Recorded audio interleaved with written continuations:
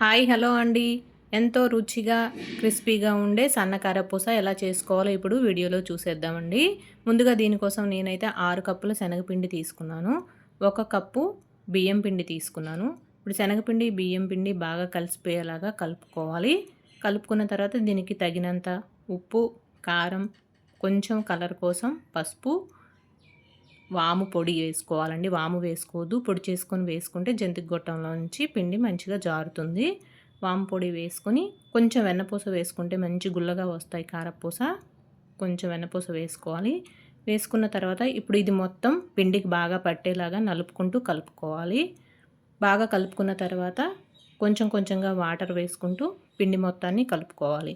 గట్టిగా కలపొద్దండి కారపూసకి, కొంచెం లూజ్గా ఇక్కడ చూపిస్తున్న మాదిరిగా కలుపుకోవాలి.